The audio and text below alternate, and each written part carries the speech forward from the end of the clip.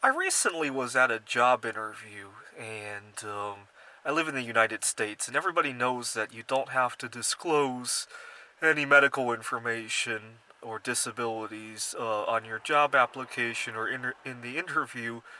But depending on the events of the interview, in some cases you kind of have to. I'm talking about any meals during the interview process.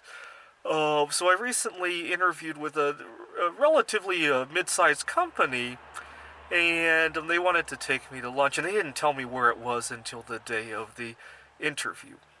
And as you can imagine, when I go into a restaurant, I have to ask a zillion questions, which made me look very bad. It made me scream, disability in front of the hiring managers. And this is one of those things I would have preferred if the restaurant name was given up front, so I could call the restaurant and they would know how to prepare it. I've done that before. Even then, I prefer to either choose where I'm going or prefer just not to eat that day. It just screams of there's a problem. Another pet peeve of mine is at the job itself, if there's a social event, networking event that I feel almost obligated to go to, and again, it forces me to disclose various matters, whether it be food related, whether it be noise related, anxiety related, and I have to disclose that.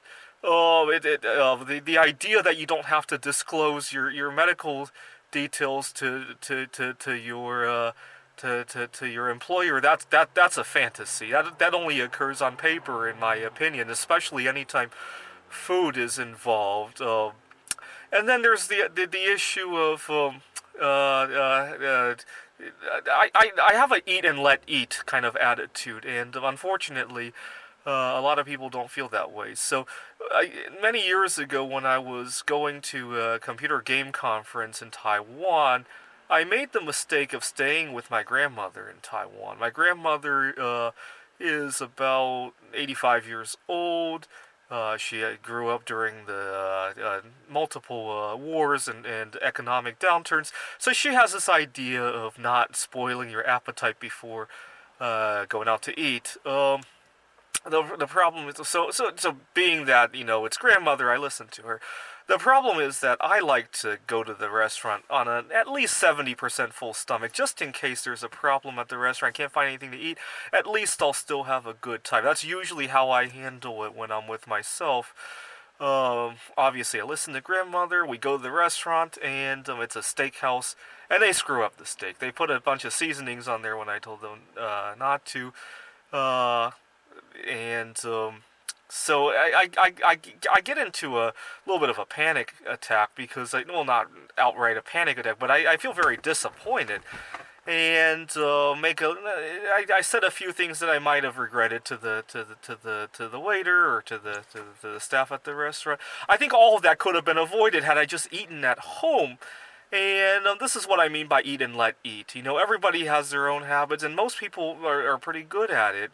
Unfortunately, you can you imagine if you went to a job interview and let's pretend, okay, so instead of food, let's say that you were going to be an astronaut, and your hiring manager said, hey, we're going to be in space for 5 days. Let's go to the pharmacy to make sure you're up to date on all your refills. I'll go with you. Can you imagine if your manager stood in line with you to watch what drugs you were picking up? Well, food, it's kind of like a medicine, right? That's how I treat it. Am I suggesting that we ban all public eating? No, I wouldn't suggest that. But what I think is that we should recognize that not everybody can treat food nearly as publicly as anybody else, and everybody has their own differences in how they eat. We seem to do fine with that in terms of relationships, right? In terms of, well, except for people who are solo sexual, but that's another video. But we seem to accept all sorts of different kinds of unions.